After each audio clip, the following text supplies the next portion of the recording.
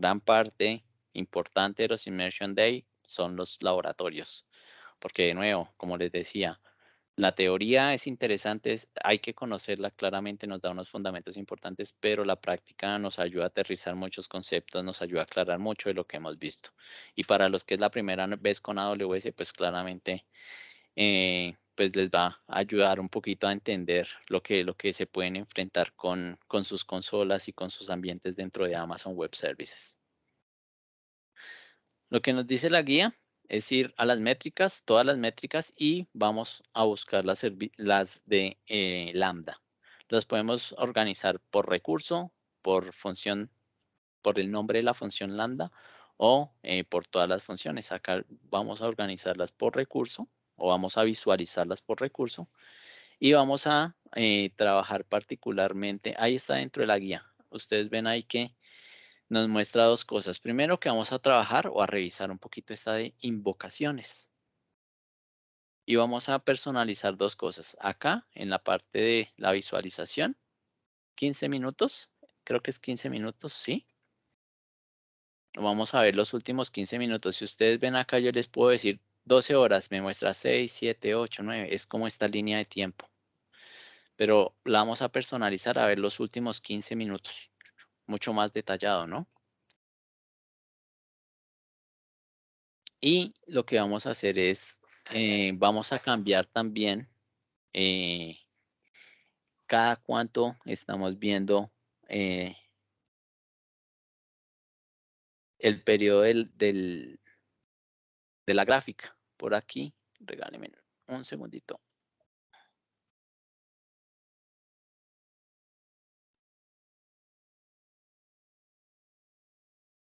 Acá, por defecto, es un periodo de 5 minutos. Acá lo vamos a cambiar a 1 minuto. Si ustedes ven el periodo ya ¿de la qué? De la métrica en particular, en este caso las invocaciones de la función lambda, con una visualización de 15 minutos, pues se ejecutó ya viéndolo en un periodo más pequeño de tiempos, lo vemos mucho más claro. Acá lo vemos simplemente como un puntico, pero cuando lo bajamos, se ve que la ejecución fue, bueno, acá está en UTC 0, de 16:53 a 16:58.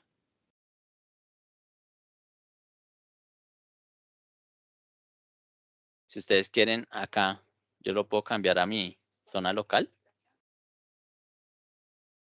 Para mí, yo estoy en -5, entonces la ejecución fue de las 11:53 a las 11:58. Pues hace unos minutos, ¿no? Que fue que ejecuté la función lambda o que desplegamos el template de CloudFormation.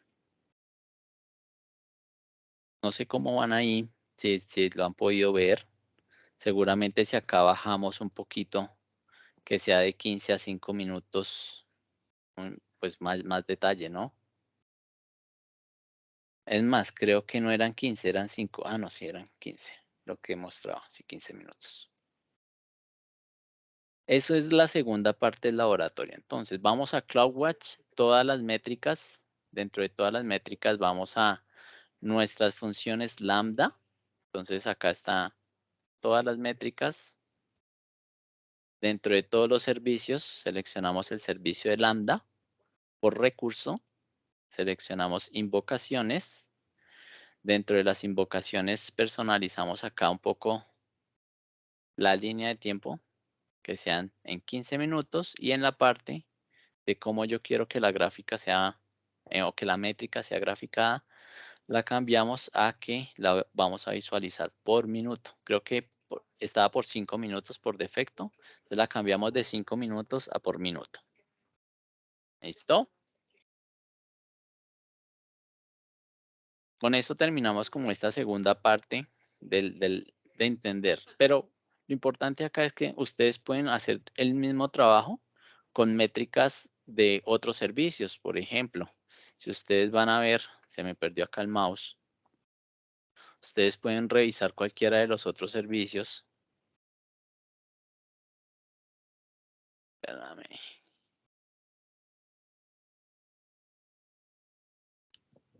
acá en el buscador. Yo podría ir a ver, por ejemplo, en el servicio de la máquina virtual, que la máquina virtual yo quiero ver el uso de la CPU, entonces tuvo un pico, quiero graficar de pronto con un nivel de detalle un poquito más grande en los últimos 30 minutos, por horas.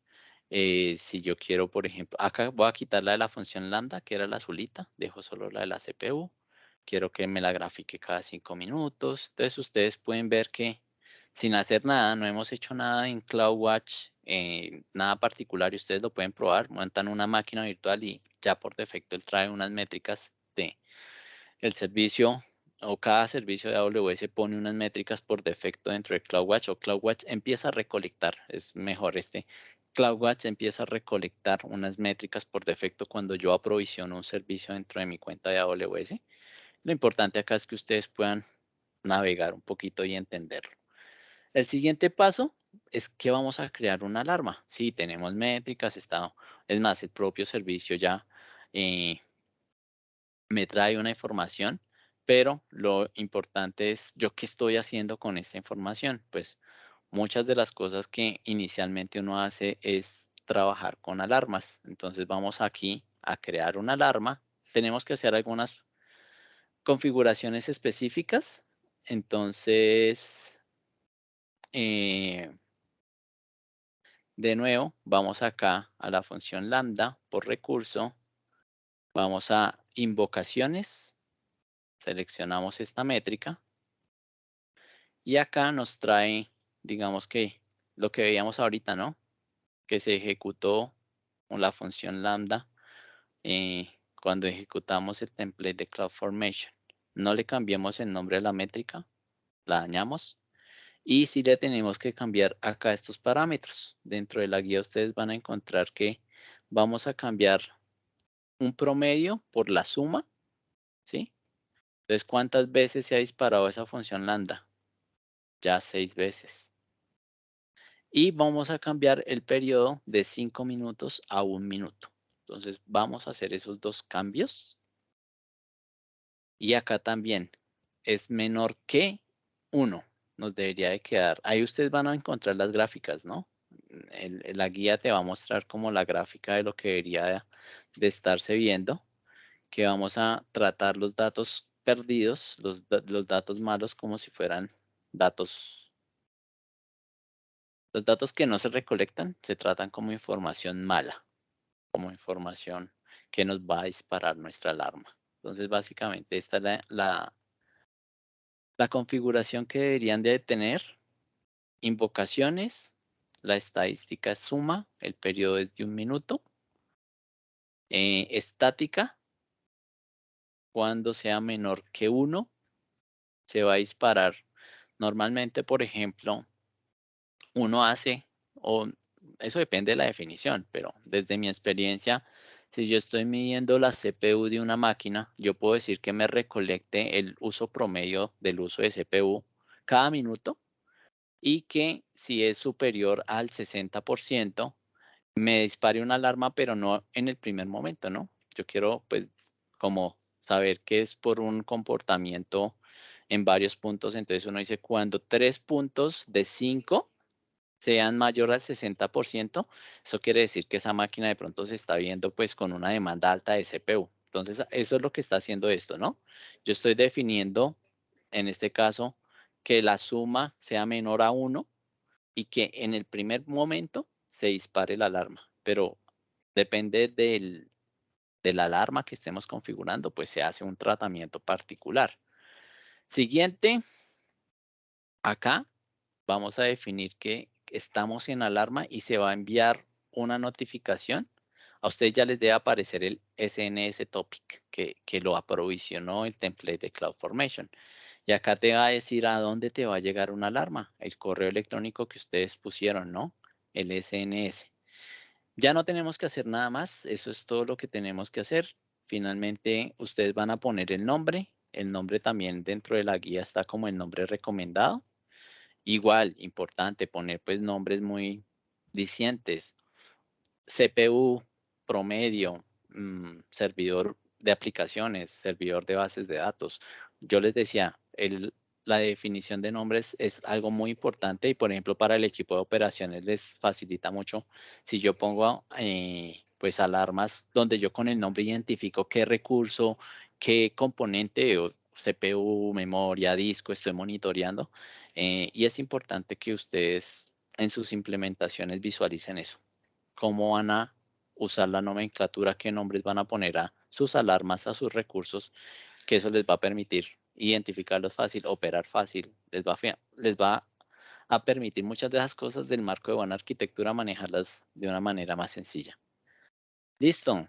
Pues ahí tenemos el resumen.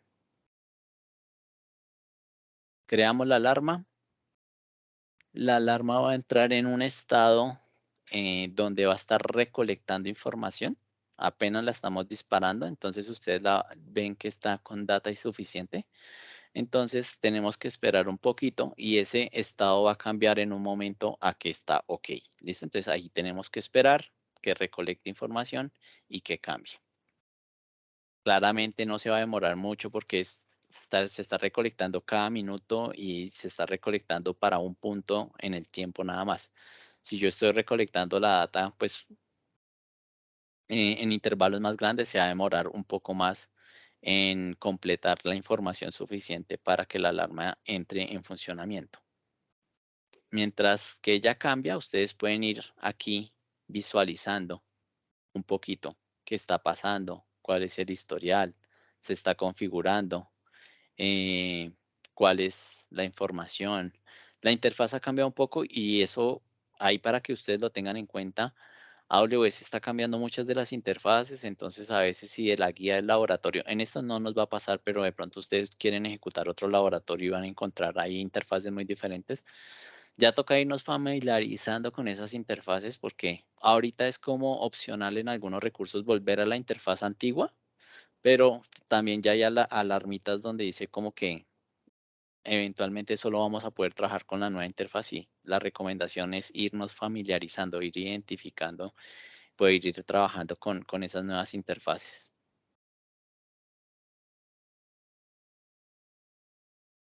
Ahí vamos a esperar un poco. Y el siguiente paso sí se va a demorar un poquito más. Ahí ya está la explicación. Lo que vamos a simular es una falla. Entonces, vamos a esperar que la alarma entre a estado OK, ya está en OK, ¿cierto?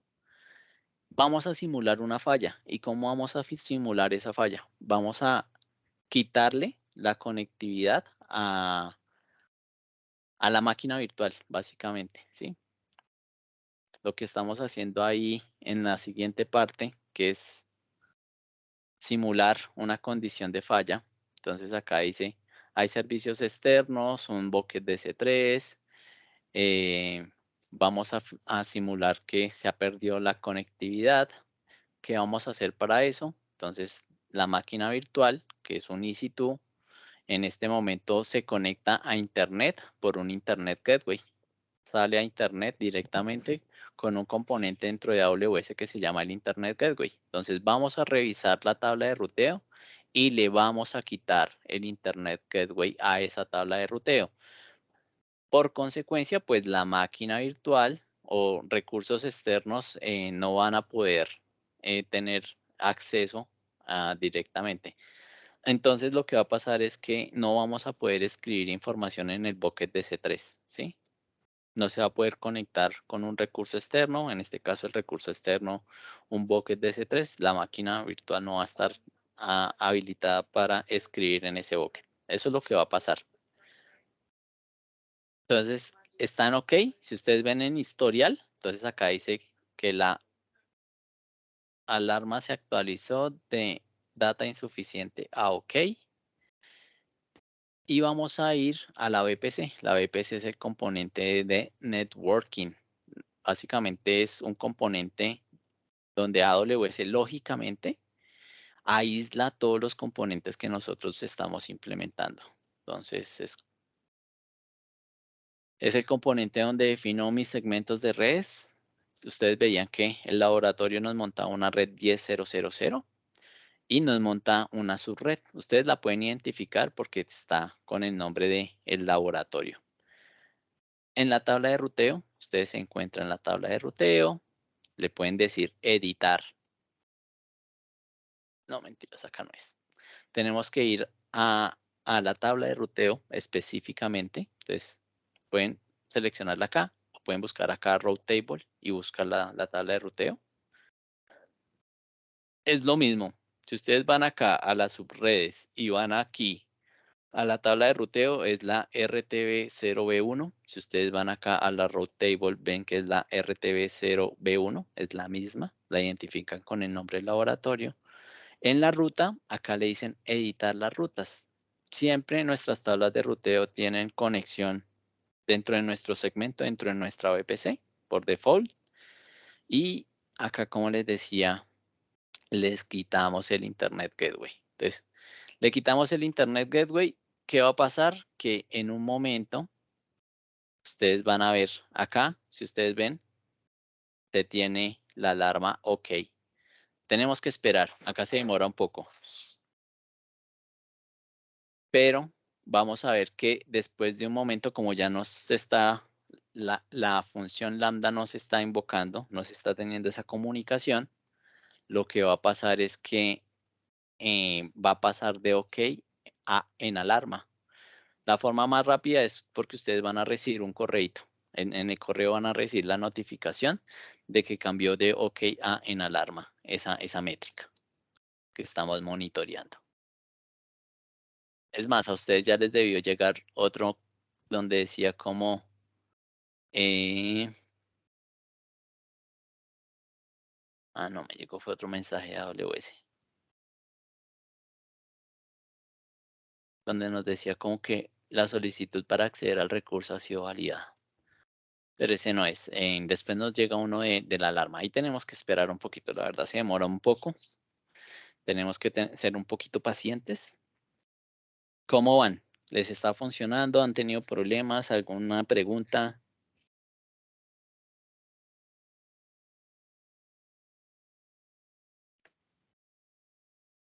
Todavía no me llega la alarma. Como les digo, lo primero que con lo que yo valido es la notificación, el SNS me llega y seguramente pues lo vamos a ver acá también reflejado en nuestra métrica. Les decía que en la guía está lo que debería de pasar, lo que esperamos que pase en un momento y es básicamente que en el historial de la alarma va a cambiar de OK a en alarma, nos va a llegar un correíto electrónico de la notificación de que se cambió de OK a en alarma, por qué cambió, qué fue lo que pasó. Bueno, acá no nos va a decir que le quitamos un Internet Gateway, ¿no? Sino que la métrica de invocación eh, no está logrando ser invocada básicamente. Y después vamos a volver a cambiar nuestra tabla de ruteo. O sea, le vamos a agregar el Internet Gateway a esa tabla de ruteo que acabamos de cambiar. Y después de un momento, la alarma debería volver a cambiar a un estado de OK. Este es un bonus, yo se los voy a mostrar, también por tiempo no, creo que no nos da, pero lo importante acá es que vamos a esperar que nos llegue la notificación del correíto electrónico, vamos a esperar pues que cambie yo de nuevo la tabla de ruteo y nos tomamos nuestro break. La notificación es como el más diciente para mí. Habría otras formas de simularlo, ¿no? Podríamos apagar la instancia, podríamos hacer otras cosas, pero ahí lo importante es encontrar formas de simular qué pasa si este componente falla, qué pasa si este componente no está disponible. Hacerles más solicitudes a una máquina virtual y si está siendo saturada, está teniendo muchas solicitudes, se ve impactado mi solución, está impactando eso al negocio como tal, el servicio no está disponible, estaba bajando el rendimiento y los usuarios ya no se están conectando. Ese tipo de cosas son las importantes para identificar, asociar estas métricas de componentes técnicos a componentes del negocio. Finalmente es algo que es bien, bien importante de lograr.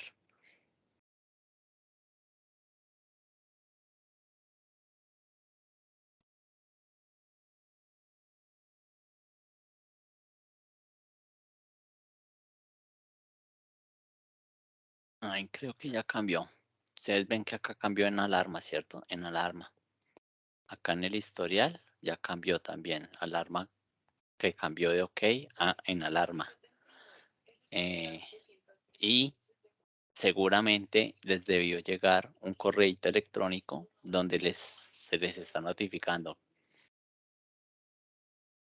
que la alarma pues cambió de estado.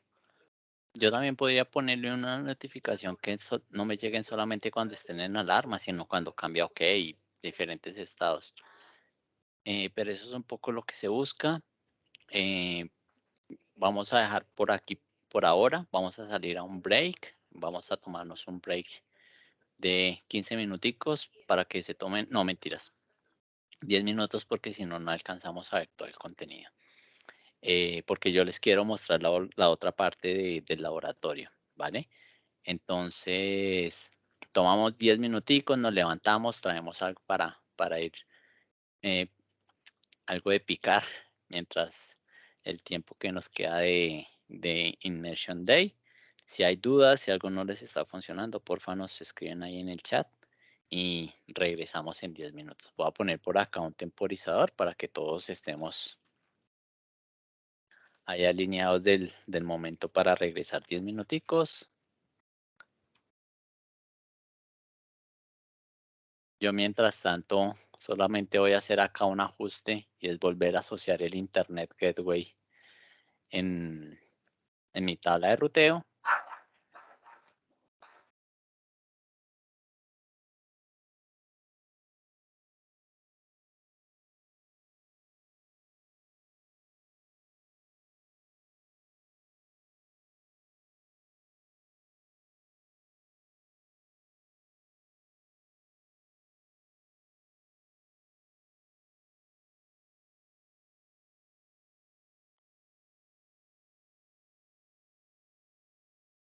Bueno, yo también me levanto un momentico, entonces ya nos vemos en 9 minuticos.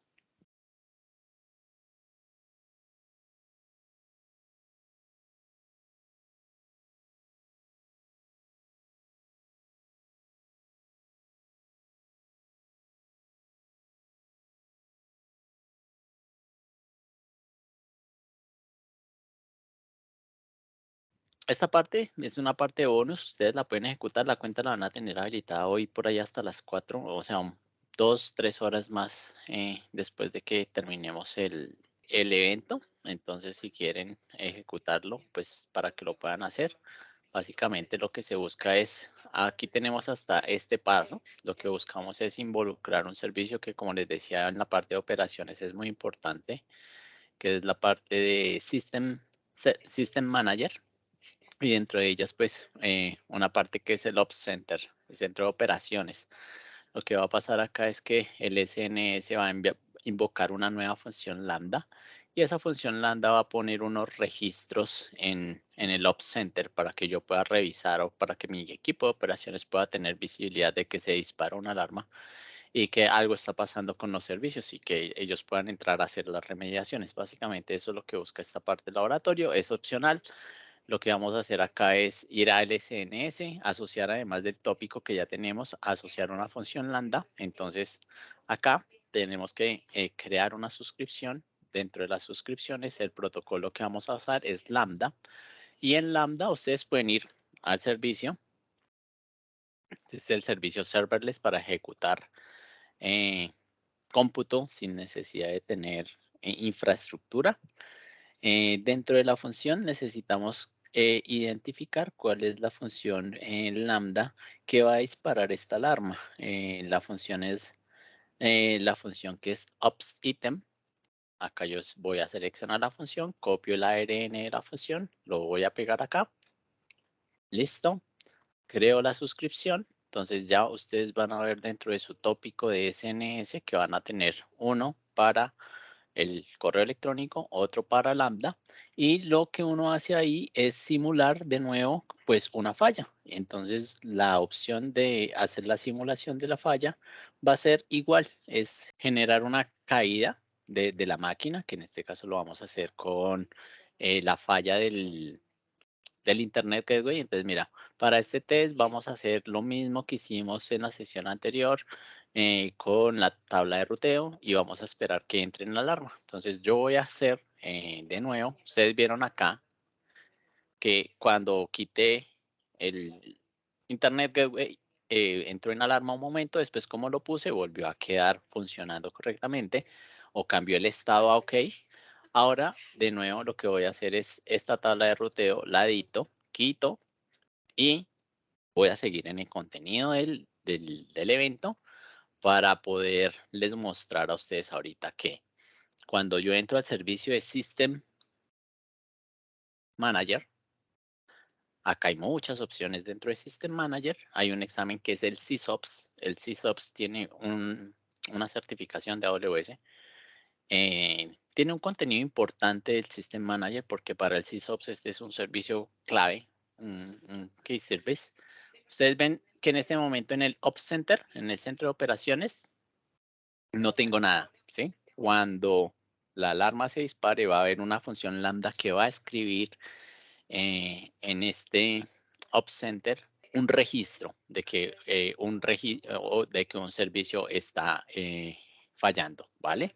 Entonces, les dejo de compartir acá un segundo para poderles compartir la presentación.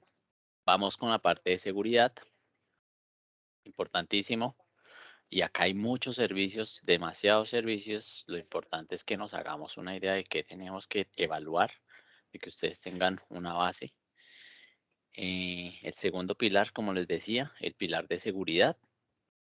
Dentro de la seguridad, un mensaje importante es si desea que sus clientes creen cargas de trabajo en la que los clientes confían, tenemos que asegurar una amplia gama de componentes o de servicios para esa seguridad. AWS nos proporciona servicios que son de naturaleza específica y pueden trabajar para abordar una amplia gama de desafíos de seguridad, independientemente del tamaño del cliente, de la industria en la que esté trabajando. AWS tiene una gama de servicios muy amplia para la seguridad. Eventualmente también podemos incluir del marketplace proveedores de seguridad propios, pero vamos a ver que el ecosistema de Amazon es bastante amplio. Para AWS, AWS busca que los clientes aprovechen los servicios que brindan para proteger los datos y todos sus activos para que puedan minimizar la exposición del riesgo del negocio y como resultado, pues que se puedan concentrar en brindar un excelente servicio a sus clientes. Para AWS, la seguridad es la prioridad cero. Ayer vi una entrevista bien interesante, un rol de una persona que es un Distinguished Engineer de la parte de seguridad y tienen unas prácticas bien interesantes para la construcción de los servicios donde la seguridad, pues claramente él dice, no es, yo no puedo pretender que el servicio esté eh, o yo no puedo ser un bloqueador para que AWS libere servicios, ¿sí? La parte de seguridad no puede ser un bloqueador, pero todos esos equipos de desarrollo de servicios ya tienen unas prácticas de seguridad muy claramente definidas. Importante, siempre que ustedes hablen y siempre que ustedes piensen en seguridad, este concepto, la seguridad de la nube y la seguridad en la nube. La seguridad de la nube es la que el proveedor es responsable, en este caso AWS es responsable de algunas capas y va a depender también del servicio que utilicemos y la seguridad en la nube es la responsabilidad nuestra. Entonces, ahí hay una parte de servicios que tenemos que configurar, que implementar y como les digo, este modelo va a depender de los servicios, de los componentes que utilicemos. Para una máquina virtual, nosotros somos responsables desde el sistema operativo en adelante. Necesitamos hacer parcheo, necesitamos hacer hardening, necesitamos hacer respaldos. Seguramente cuando vamos a servicios más administrados, pues nos liberamos de algunas de esas responsabilidades. Lambda, por ejemplo. Lambda es un servicio serverless que nosotros hay un runtime o una base de desarrollo, un lenguaje de desarrollo sobre el cual trabaja. Eventualmente seguro que cuando AWS va actualizando los runtime que están soportados, yo tendré que ver si también tengo que actualizar mi código, pero yo no soy responsable del sistema operativo, no soy responsable del parcheo, de la disponibilidad, todo eso lo administra AWS. Pero siempre pensemos cuando hablen en seguridad de qué es responsable el proveedor de nube de qué soy responsable yo y preocuparme por esos componentes de los cuales soy responsable. Otro punto acá que es muy diciente y para que ustedes también lo tengan claro, muchas veces dicen, ah, no, es que AWS está en compliance con ISO no 27000 y 27001. Entonces, si tú te llevas tu carga de trabajo, pues heredas y pues ya estás en cumplimiento. No, lo que está en cumplimiento es lo que AWS asegura, lo que es la responsabilidad de él. Y él tiene unos entes externos que lo auditan, que lo certifican, que lo evalúan para estar en cumplimiento con una gran cantidad de normas, pero lo que yo pongo en la nube es mi responsabilidad y yo tengo que seguramente contratar una empresa que me audite y que me certifique en alguna normativa si es que yo lo necesito. ¿Listo? No es porque AWS está en cumplimiento, yo ya estoy en cumplimiento, no es así. De lo que yo soy responsable tengo que asegurar que estoy en cumplimiento. Bueno, y eso va a estar muy ligado a los controles que cada norma define. Para que ustedes se hagan una idea, servicios de seguridad, identidades, servicios de detección, servicios de protección de infraestructura, servicios de protección de data, servicios de respuesta a incidentes. Entonces acá fácilmente hay más de 20 servicios eh, en seguridad y pues tiene un aspecto muy amplio AWS cuando se habla de seguridad. Los principales y los principios de diseño pensando en seguridad, y yo siempre digo, ojalá la seguridad sea el pilar número uno cuando nosotros estemos diseñando. Si no es el uno, que sea el dos, pero que no pase de ahí, porque yo puedo priorizar mis pilares también. Los pilares son implementar que nuestra fuente de identidad tenga una base sólida, que habilitemos trazabilidad, que apliquemos seguridad en todas las capas, automatizar las buenas prácticas de seguridad, proteger la data en tránsito y en reposo, mantener a la gente lo más alejado de los datos que sea posible y que nos preparemos para eventos de seguridad. ¿Cómo lo logramos o qué recomendaciones AWS nos da? Para cada uno de estos componentes, AWS tiene una gama de servicios bien importantes. Entonces, cuando pensamos en identidades, el servicio típico y clave dentro de AWS que nosotros vemos es IAM, Identity and Access Management. En IAM, ustedes están trabajando, por ejemplo, esa cuenta con Single Sign-On. Fue el servicio que yo habilité para que ustedes se pudieran autenticar. Yo con mi usuario y mi contraseña me puedo entrar a todas las cuentas que tenemos para ejecutar Immersion Day. Podemos hacer federaciones o podemos desplegar servicios propios de directorio activo de Microsoft. De pronto ustedes conocen fuente de identidad más típica que utilizan los clientes. Microsoft Active Directory AWS tiene servicios manejados para hacer despliegues de directorio activo. Bueno, hay una gran cantidad de servicios y acá, ¿qué es lo importante? Que tenemos que definir, asegurar y auditar los permisos. Siempre trabajar con políticas de menor privilegio. Es la recomendación de AWS. ¿Qué quiere decir eso? Que si una persona necesita acceso para trabajar con una base de datos, pues seguramente no tiene que tener todos los accesos a esa base de datos, ¿no? De pronto solamente de lectura, de listar, y que esa definición lo veíamos, ¿no? Entre más al inicio lo hagamos, mejor. ¿Por qué? Porque si de pronto yo le digo, ah, no, yo te doy a ti un usuario administrador mientras tanto, ese mientras tanto se nos vuelve en un mientras siempre, porque después cuando yo empiezo a hacer como ajustes en seguridad, no, pero es que ese servicio estaba sirviendo y ya no me sirve, eso es culpa del de seguridad, eso yo no sé, yo ya no pasa, ¿no? Pues la idea es que los equipos no sean así, pero pasa. Eso ya es problema, no es mi problema porque yo lo dejé funcionando. Entonces, manejar políticas de menor privilegio desde el minuto cero, desde cuando estamos haciendo la implementación inicial, pues es la recomendación. Y acá vemos pues como un escenario que deberíamos de buscar, ¿no? Diferentes cargas de trabajo y donde tenemos equipos o usuarios muy bien definidos con permisos o con funciones muy específicas donde cada uno tiene acceso solamente a lo que necesita, ¿no? Por ejemplo, acá el equipo de bases de datos tiene acceso a una base de datos Oracle y seguramente accesos, como les decía, de lectura, de visualización. Y no solamente pensemos esto a nivel de personas, ¿no? Acá vemos ustedes de pronto usuarios y grupos de usuarios, pero también muchas veces en los servicios de AWS se conectan unos con los otros. Ahí ustedes están viendo, por ejemplo, que un servicio como, bueno, una integración muy sencilla, que el servicio de notificaciones se integra con Lambda, pero muchas veces servicios como una máquina virtual necesita comunicarse con una base de datos o con un almacenamiento de objetos. ¿Qué necesita hacer? Obtener información, poner información, que podamos definir políticas. Lo que nos da dentro de AWS los permisos son las políticas. La parte de la autorización está definida por políticas. Amazon tiene una gran cantidad de políticas ya manejadas por ellos, pero nosotros podemos definir nuestras propias políticas, garantizando de nuevo principios de menor privilegio. Habilitar la trazabilidad. Y de nuevo, acá hay una gran cantidad de servicios que nos permiten manejar trazabilidad. El más común y digamos que la recomendación cero para sus cuentas, habiliten CloudTrail. CloudTrail nos va a permitir identificar quién hizo y qué hizo. Ya me pasó aquí en Incomex, por ejemplo, un caso que les puedo comentar.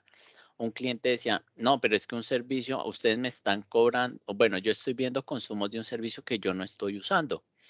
¿Qué está pasando? Y yo sí le dije, no, pues si quieres revisémoslos porque yo no entro a tus cuentas, yo no te aprovisiono servicios, yo no hago nada con tu cuenta. La cuenta es tuya, tú eres el root y yo no voy a entrar a tu cuenta.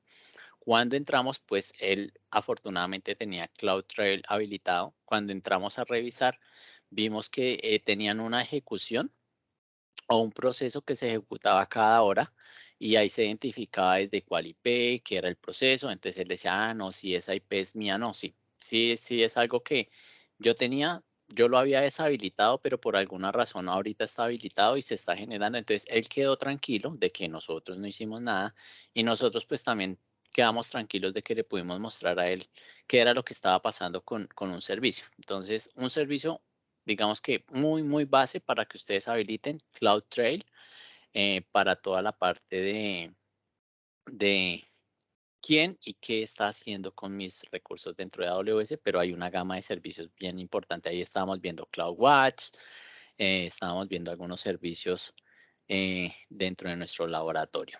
Entonces, siempre intenten habilitar CloudTrail. CloudTrail es un servicio que típicamente no va a generar costos muy elevados. Tiene una característica que se llama Insights, que lo que hace es un análisis inteligente de el comportamiento típico de todos los registros que tiene CloudTrail. Si hay un registro, un comportamiento anómalo, él genera alarmas, pero ese sí tiene un costo más elevado. Pero importante, habilitemos CloudTrail, los otros pues los podemos evaluar. Aplicar, aplicar seguridad en todas las capas. Y acá es súper importante. Crear redes. Y miren, acá van a ver ustedes un ejemplo. Ustedes están viendo acá donde yo creé una red y lo único que tengo público es mi balanceador de aplicaciones. No, yo no voy a exponer directamente las instancias ni las bases de datos. Todo va a estar expuesto a través de un balanceador de aplicaciones, pero ese balanceador de aplicaciones está protegido por un WAF, tiene una distribución de CloudFront que nos ayuda a mitigar temas de denegación de servicios y también tiene Ruta 53 para temas de registros de nombres. Entonces tengo una capa de servicios protegiendo mi interfaz pública, pero aún así en la pública no tengo ninguna instancia. Entonces estoy creando subredes para cada una de las capas, subred para la capa de mis aplicaciones, subred para mi capa de bases de datos. También crear opciones de tráficos, Network Access List, configurar tablas de ruteo y Network Access List para cada una de las capas. Muchas veces, por ejemplo, la Network ACL dentro de AWS, la de defecto, permite todo y uno empieza a implementar y deja por la defecto, la deja ahí y pues eh, es un componente que me ayuda a tener control a nivel de la capa de red, que es bien interesante de configurar. E, implementar, pues, inspección. Yo cómo puedo hacer también revisión, por ejemplo, eh, análisis para mis equipos de operaciones, con System Manager, trabajar plantillas para estandarizar este tipo de despliegues con CloudFormation. Si yo a veces hago esto manualmente para aprender está muy bien, para, digamos que cuando ustedes están en esos etapas de onboarding en AWS, pues hacer todo esto manual súper interesante porque me permite entender los conceptos, pero ya cuando yo logro tener unas plantillas bases donde defino diferentes capas, diferentes tablas de ruteo, diferentes grupos de seguridad, pues sé que dentro de esa plantilla están todas esas buenas prácticas que de pronto cuando yo lo hago manualmente se me olvida una configuración, paso por alto algo, algo nos pasa. Entonces también la parte de automatización lo vamos a ver ahorita. Aquí, por ejemplo, ustedes ven la parte de automatización y acá entra en juego un rol que ya hemos escuchado por ahí, el DevSecOps, alguien que desde la parte de desarrollo se preocupa por la seguridad. Entonces, asegurar o forzar esos controles desde la parte del despliegue, tener también evidencias continuas y garantizar o AWS tiene una gama de servicios y también podemos involucrar terceros si es el caso, que nos faciliten el tema de la auditoría cuando yo necesito eh, entrar a revisar un registro, a buscar una evidencia, la causa raíz. eh, entonces, AWS también tiene servicios que nos permiten facilitar esa auditoría dentro de mis componentes que estoy desplegando en mis cuentas de AWS. Proteger la data en tránsito y en reposo, importante. Muchas veces nosotros nos preocupamos por la data en tránsito y la perdemos o nos olvidamos en reposo. Entonces, importante acá. También hay una gran gama de servicios que están enfocados en esa protección. Servicios muy típicos que utilizamos, por ejemplo, KMS, que es el servicio que nos permite fácilmente crear y controlar todas las llaves de inscripción para nuestra data, pero en otras capas, si necesitamos certificados para exponer un servicio web, el Certificate Manager nos ayuda también a aprovisionar de manera sencilla y a administrar también de manera sencilla esos certificados, establecer conexiones seguras para conectarnos, eh, por ejemplo, a través de una conexión VPN, de unos enlaces de Direct Connect, eh, garantizar encripción si yo lo necesito del lado de algún servicio. Entonces, por ejemplo, servicios como S3, como RDS, manejan diferentes opciones para hacer la encripción de la data que vive ahí. Algunas encripciones propias del servicio, algunas encripciones a través de KMS, algunas encripciones también a través de llaves que yo administre. eh, y lo importante acá es, de nuevo, poder evaluar los diferentes componentes, poder evaluar no solamente la seguridad en tránsito, sino también la seguridad de los datos en reposo y ver qué servicios dentro de AWS tienen sentido para nuestras cargas de trabajo. Seguramente uno puede decir, bueno, por ejemplo, si yo involucro, por ejemplo, Cloud HSM, que es una solución de hardware, ya digamos que solamente para mí, por cumplimiento, yo necesito que la solución que genera y que almacena las llaves de inscripción no sea compartido, sino que sea dedicado. Yo lo puedo incluir.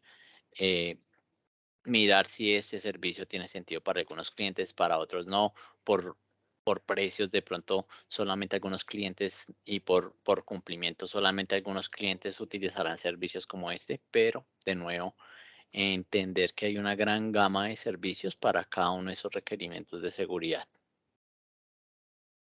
Mantener a la gente fuera de o fuera no, alejada, alejada de los datos, pues aquí ustedes ven un ejemplo donde tenemos dos repositorios, por ejemplo, una tabla en DynamoDB, que es una solución de bases de datos no estructurada, y un repositorio de documentos que, por ejemplo, podría ser un S3, donde si yo necesito hacer alguna creación de algún informe, algún PDF con información que viva en esos repositorios de información, en vez de que el usuario pueda ir y manualmente jalar la información y extraerla de alguna manera para crear ese reporte, pues ¿por qué no le ponemos esa tarea a una función Lambda? Automáticamente Lambda va, jala la información y me crea el PDF. No, no, no tuvo el usuario final que ir hasta el repositorio o hasta donde veía la información. Entonces, a través de un script, Lambda podría hacer ese tipo de actividades y evitamos la intervención humana con las fuentes de datos. Siempre que lo podamos hacer, pues altamente recomendable. Prepararnos para incidentes de seguridad. Dentro de los eventos de seguridad, pues es súper importante estar alineados con las respuestas a incidentes. Eh, un cliente debe estar preparado para enfrentar incidentes antes de que ocurran, es el escenario ideal, ¿no? Mediante el uso de game days, de estos escenarios donde pruebo qué está pasando, hacer alguna importante. Dentro de AWS, si yo voy a ejecutar test de vulnerabilidades o algo, tengo que hacer previamente una solicitud a AWS informándole que quiero hacer ese tipo de pruebas. Y tengo que estar aprobado para ejecutar ese tipo de pruebas, porque pues si ejecuto sin una previa autorización a AWS, podría identificar que yo estoy haciendo un mal uso de la infraestructura, estoy intentando generar un ataque dentro de sus servicios y me podrían llegar a bloquear mi cuenta. Entonces, cuando necesiten hacer algún test de penetración de vulnerabilidades, se necesita hacer una solicitud y alguna aprobación de la AWS, pero para respuestas de incidentes, pues unos servicios también que nos permiten o que nos facilitan, por ejemplo, poder analizar y visualizar rápidamente el problema a raíz de algún evento que se dio, servicios para manejar disponibilidad o replicación de mis cargas de trabajo. eh, eh, una pregunta que nos podemos hacer, por ejemplo, en estos casos es si alguien cambiara la configuración de un grupo de seguridad o, por ejemplo, del WAF un viernes por la noche, ¿cuánto tiempo nos vamos a dar en, eh, o en cuánto tiempo nos vamos a informar o a poder ver que ese cambio se dio y cuánto nos va a tomar corregir ese cambio, remediarlo? Entonces, ahí la integración o el uso de algunos de estos servicios son importantes. Por ejemplo, si utilizamos config, con config podríamos definir como que estos servicios tienen que tener estas reglas y si no hay regla, si no está en cumplimiento, pues que me genere una alarma o que me dispare un evento que autorremedie eh, ese componente que no está en cumplimiento con alguna de las reglas que yo tengo. Entonces, importante, una gran gama de servicios dentro de AWS enfocados a seguridad que nos permiten, digamos que mejorar la postura. Muchos servicios de estos pues son típicos. Este que yo les mostraba acá eh, en esta gráfica, siempre que un cliente tiene una aplicación web, yo a veces la encuentro con una maquinita. Yo le digo, ven, pero ¿por qué no utilizamos un balanceador, un WAF? Al menos el balanceador y el WAF. De pronto, si no quieres CloudFront y Ruta 53, pero al menos pongamos estos dos componentes porque mejoramos algo a tu postura de seguridad.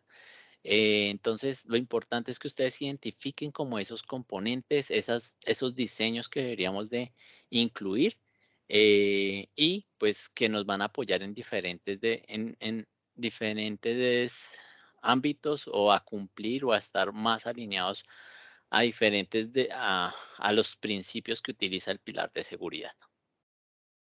Es bien importante. Ahí vemos un montón de servicios. Si ustedes ven ahí, habían muchos servicios dentro dentro del solamente hablando de seguridad. Vamos apenas de tiempo, la verdad. Confiabilidad, ¿sí? Vamos a ver como la fiabilidad dentro de nuestras cargas de trabajo. De nuevo, pues pensar un poco de los principios y acá vemos ya que estamos haciendo un modelo de responsabilidad compartida también cuando hablamos de la fiabilidad de nuestras cargas de trabajo. Volvemos a repetir, todo va a fallar todo el tiempo, partir o esa es una primicia importante que tenemos que manejar cuando estamos pensando en sistemas de alta fiabilidad.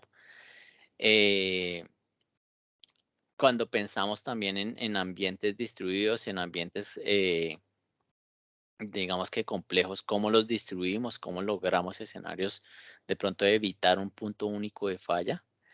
Aquí importante que AWS en esta parte del modelo de responsabilidad compartida, de nuevo, pues AWS tiene unas responsabilidades, pero nosotros también, yo les hablaba del SLA, ¿no? AWS nos da SLAs o acuerdos de niveles de servicio por cada uno de los servicios que aprovisionamos en nuestras infraestructuras, pero nosotros también tenemos que eh, buscar que nuestras arquitecturas sigan esas buenas prácticas. AWS, por ejemplo, de todo el tema de discos, CPU, de manejo de energía, eso no lo da AWS, ¿sí? Eso lo garantiza de alguna manera AWS. Pero nosotros también deberíamos de pensar cómo nuestras cargas de trabajo, eh, si alguna región, si alguna zona donde estemos llega a tener algún problema, cómo podemos continuar operando, continuar eh, que no se impacte nuestro negocio. Aquí, dos términos importantes que uno siempre maneja cuando piensa en fiabilidad, pues definir o que las organizaciones tengan un RTO y un RPO. Cuánto tiempo es viable que me quede para algún servicio, para algún workload, cuánto es que yo me quede fuera de, del aire, fuera de disponibilidad, y cuánto tiempo necesito en cuánto tiempo me puedo recuperar y cuánto tiempo puedo perder de la transaccionabilidad que tuvo esa aplicación, esa carga de trabajo. Eso lo va a definir pues cada organización. Para algunos cargas de trabajo críticas, de pronto horas o minutos eh, puede ser de nuevo crítico, puede generar un impacto grande en el negocio. Para otros puede que horas o días sea viable que una aplicación, un sistema, una carga de trabajo no esté disponible. Eso va a depender mucho también de la carga de trabajo que estemos analizando. Necesitamos construir sistemas que acepten fallas como una ocurrencia natural. Esto se llama confiabilidad. Siempre algo va a pasar, siempre algo puede fallar. Algún componente dentro de nuestra arquitectura puede fallar. Entonces partamos de eso. Construir sistemas que acepten fallas, ¿sí? Algunos de esos componentes. ¿Qué vamos a pensar acá? En algunos escenarios, tener escenarios donde automáticamente nos podamos recuperar de alguna falla, donde podamos de nuevo, si ustedes ven en casi todos, hagamos pruebas, ejecutemos pruebas. eh, Estemos antes de que el incidente de seguridad ocurra. Tengamos la visibilidad de que hay un riesgo y cómo podemos mitigar ese riesgo, y si el riesgo llegase a capitalizarse, pues cuál es un proceso que deberíamos de llevar para igual mitigarlo. Escalar horizontalmente nos agrega disponibilidad en nuestra carga de trabajo. Dejar de tener capacidad ociosa o capacidad sin uso y manejar cambios de manera automática. Digamos que esos son como los principios de diseño. Aquí les voy a mostrar algunos ejemplos. Eh, Recuperarnos automáticamente de una falla, y acá importantísimo, esto va a depender también de nuestros servicios. Por ejemplo, si pensamos en cómputo, si una maquinita virtual nos falla, pues pensar que esa maquinita virtual puede ser parte de un grupo de autoescalamiento y que otra máquina que se aprovisiona cuando esta falla pues cubra esa necesidad de cómputo. eh, Utilizar bases de datos con RDS que estén en varias regiones, que estén, digamos que con ciertos niveles de disponibilidad que AWS propio genera en su diseño. Manejar Ruta 53, y ahorita les voy a mostrar un servicio, una característica de Ruta 53 para recuperarnos automáticamente de fallos. Utilizar servicios, pues entre más administrados, de nuevo acá tenemos menos responsabilidades.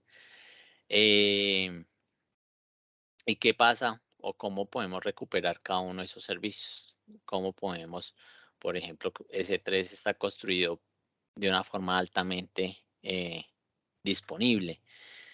Este es un ejemplo ¿de qué? De una falla, y cómo Ruta 53 nos puede apoyar en esas fallas.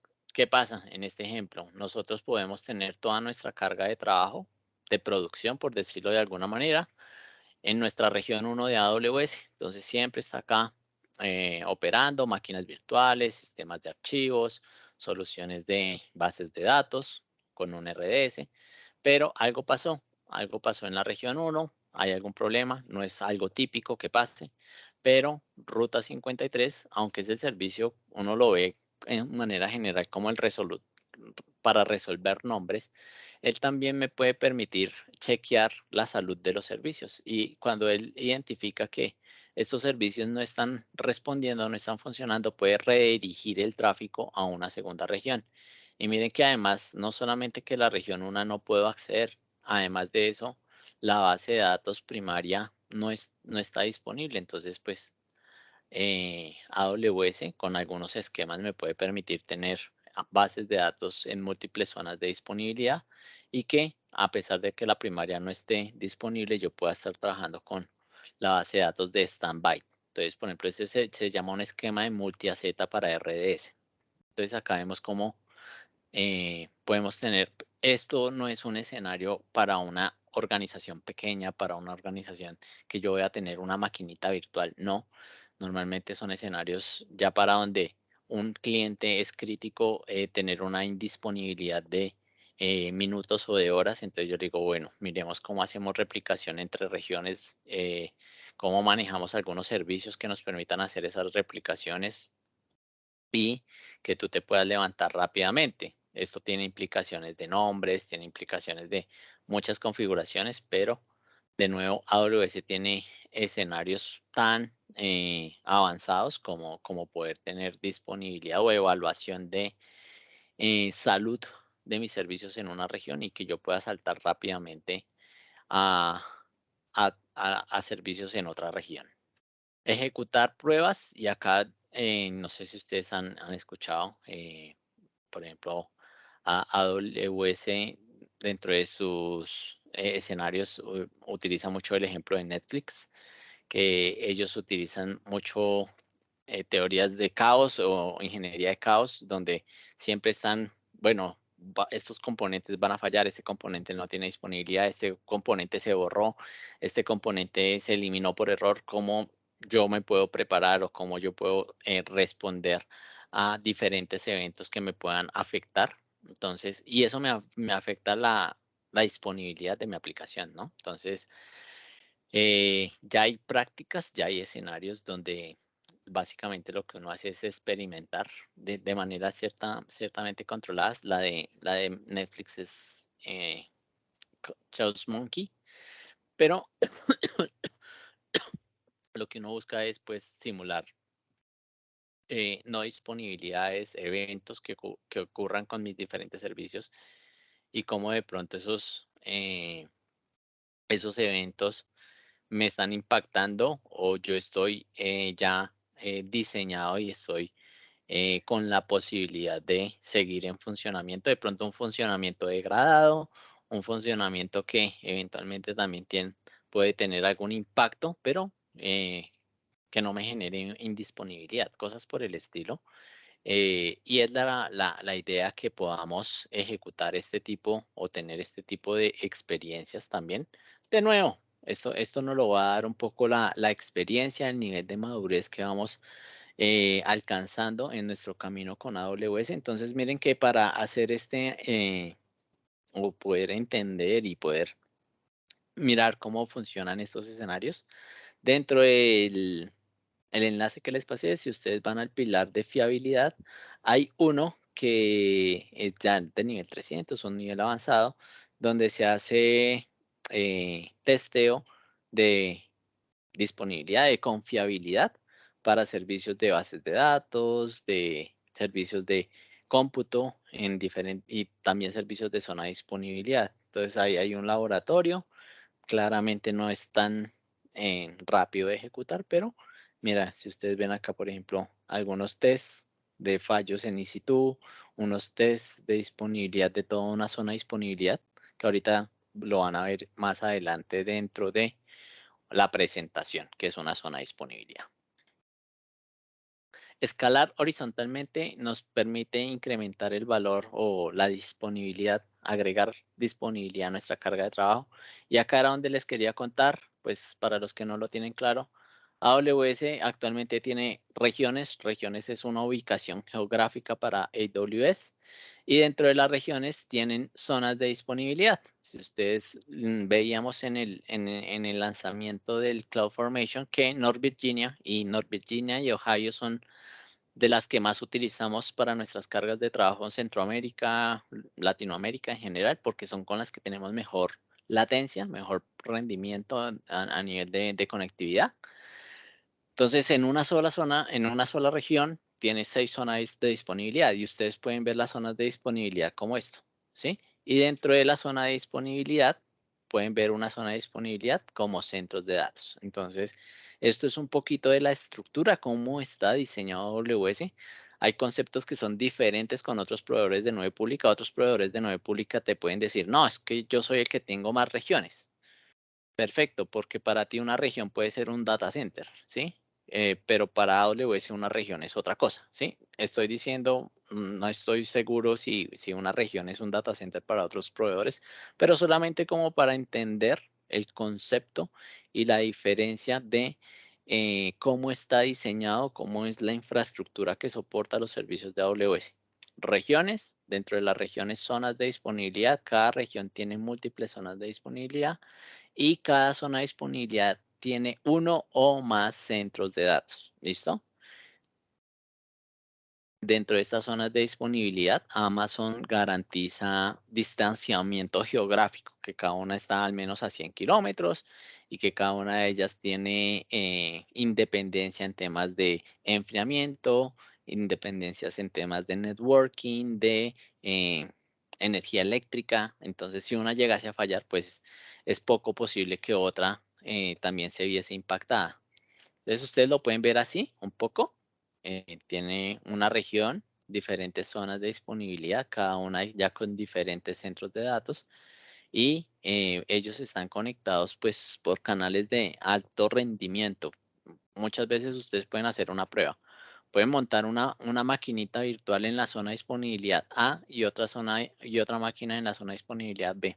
Para uno haces una prueba de PIN o haces una prueba de conectividad, para uno es prácticamente invisible que esto está en dos ubicaciones geográficas diferentes dentro de una misma región de AWS. Es toda la parte de conectividad, pues Amazon la maneja y son enlaces de alto rendimiento. Y este ya lo veíamos por allá en otro slide muy parecido, ¿no? Entonces, ustedes ven acá, regálenme un segundo, que cada uno de estos componentes están desplegados en múltiples zonas de disponibilidad. Entonces, tenemos un componente, por ejemplo, un NAT Gateway, que lo que le permite es que las instancias salgan a Internet, pero que yo no pueda entrar directamente a una instancia. Entonces yo tengo el NAT Gateway en diferentes zonas de disponibilidad. Tengo instancias en diferentes zonas de disponibilidad. Lo que les decía, si un usuario está haciendo solicitudes a través de un balanceador y esta zona de disponibilidad no está disponible o esta instancia tiene algún problema, pues mi usuario va a poder consumir el servicio de esta instancia o de esta instancia. Entonces, bien importante, si por ejemplo tuviésemos un escenario donde la base de datos primaria llegase a fallar, pues las bases de datos de standby se convierten, son como ascendidas a hacer la base de datos principal y voy a tener acceso a mis servicios o a mis datos, a mis bases de datos. RDS, para hacer esto, pues normalmente en los servicios tiene un esquema que se llama multi-AZ. Yo puedo desplegar mi base de datos en RDS en una sola zona disponible, igual que mi instancia, claro. Pero para hacer este despliegue es sencillo, simplemente dentro del wizard de lanzamiento yo digo en una sola AZ o en múltiples AZ y Amazon se encarga de hacer ese despliegue. Y vemos unos servicios que, por ejemplo, viven fuera de nuestra VPC, como un servicio como lo puede ser S3 o un servicio de bases de datos no relacionales como DynamoDB, de los cuales AWS se encarga pues de ese diseño, de esa disponibilidad de los servicios. Por ejemplo, S3 está diseñado de manera tal que está replicado en un mínimo de 3 zonas de disponibilidad, ¿sí? Con DynamoDB toda la data, todo lo que almacenamos está guardado en discos de estado sólido y esos discos automáticamente son replicados a través de múltiples zonas de disponibilidad en la región para garantizar pues esa alta disponibilidad y esa durabilidad que buscamos con este tipo de servicios. Y para nosotros es transparente, ya con servicios más administrados, más manejados, son características propias del servicio que tenemos que entender claramente, pero que ya no nos vamos a preocupar mucho por esas configuraciones o esas administraciones que en escenarios típicos es muy costoso, ¿no? Pues para una empresa tener acá, veamos que esto puede ser un data center, dos data center, tres data center. eh, Muy pocas empresas pueden tener escenarios como este. Un cliente de 2 usuarios, de 5 usuarios, ustedes para hacer pruebas pueden montar este tipo de arquitecturas. Entonces, la nube sí nos permite tener una y de nuevo, acá siempre hay como mensajes que tenemos que tener bien aterrizados. Uno muchas veces dice, ah, no, pues pongo la máquina en no auto-scaling y ya estoy altamente disponible. Hay que pensar muy bien. Porque si en la instancia vive la aplicación, viven los datos, vive la base de datos, ¿yo cómo hago para garantizar que cuando esta máquina falle, pues esta máquina se levante con la información que yo necesitaba? Seguramente, de nuevo, tengo que pensar en desacoplar, utilizar la base de datos en otra capa, utilizar un EFS o una solución de storage que me permita pues que varias máquinas la estén consumiendo, que puedan escribir, que puedan leer de una solución de storage. Entonces, todas esas consideraciones uno tiene que tener muy presentes. Y acá ustedes ven un ejemplo donde vemos una comparación del escalamiento vertical versus el escalamiento horizontal. Básicamente ustedes ven acá una serie de máquinas de un tamaño C5.large, que cuando yo pienso en un tamaño, en escalarlas verticalmente, es que ya no tienen ese cómputo, sino que tienen el doble de cómputo, ¿no? O el triple o 4 veces más. Pero ahí en algún momento me voy a encontrar limitado, o sea, las máquinas C5 van a poder crecer hasta cierto tamaño. Eh, Se tiene una reducción ahí de la capacidad y hago ese escalamiento vertical. Una máquina con poquitos recursos de cómputo, más el doble, 4 veces más, 8 veces más. En el escalamiento horizontal yo mantengo las mismas características de cómputo de la máquina, pero ya, por ejemplo, las solicitudes no las responden solamente 5 máquinas, las responden 10, 20. Si una máquina de esas llegase a tener algún problema, pues sale del grupo de autoescalamiento y entra una máquina que esté saludable. Entonces, es crecer de esta manera que me permite, pues, reducir aún más, tener, digamos que, casi que crecimiento sin límites. Como les decía, en estas verticales, pues las máquinas tienen un tope. De esta manera yo puedo poner 2, 10, 1000, 20.000 máquinas que me soporten una carga de trabajo. Dejar de tener capacidad o suponer capacidad es, digamos que el escenario. Acá vemos un ejemplo bien interesante y va muy ligado a lo que estamos hablando. Tenemos acá diferentes roles. La persona, uno dice, yo creo que necesitamos 4 instancias. El otro dice, no, yo creo que, ¿y qué pasa si ponemos dos más? Estamos trabajando ahí como muy a la ciega. Y yo les decía, ¿no? A veces tengo 4 virtual CPU y 16 de RAM y la misma máquina me la lleva a la nube y cuando uno empieza a monitorear con CloudWatch, dice, no, no necesitas tanta capacidad o la puedes dividir. Entonces, en este escenario, ya cuando tengo un balanceador, un grupo de autoescalamiento, tengo unas métricas que me dicen cuánta, no sé, CPU se está utilizando, cuánta memoria está siendo utilizada por mi flota de máquinas. Entonces, yo ya empiezo a tener como que decir, no, pues yo no voy a tener capacidad ociosa porque así como puedo crecer, también cuando digo, no, si ya la ocupación está baja, pues empiezo a pagar, empiezo a quitar máquinas. Entonces ya no tengo aquí, digamos que unas suposiciones o unas premisas a veces muy a ciegas, sino que a través de integrar servicios como CloudWatch, él mismo me permite hacer ese movimiento de manejo, ¿sí? Hay otros servicios y por ahí les contaba, pues en servicios cada vez más administrados, pues ese tema del escalamiento nosotros nos despreocupamos porque AWS mismo se encarga de manejarlo. Hace poco alguien me contaba una experiencia que era con escenarios contenerizados, administrados por AWS. Y él decía, si yo le hacía poquitas solicitudes, tenía unos tiempos de respuesta como alticos, pero cuando yo le generaba muchísimas solicitudes, los tiempos de respuesta se bajaban. Entonces, son servicios que, claro, Amazon tiene poca o te aprovisiona poca capacidad. Si tienes pocas solicitudes, si tienes más solicitudes, más capacidad y la experiencia de tus usuarios o de tu aplicación también se va mejorando.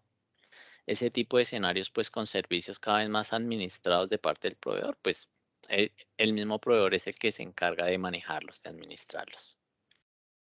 Manejar los cambios en automatización y ahí lo hablábamos dentro del laboratorio, lo veíamos un poco.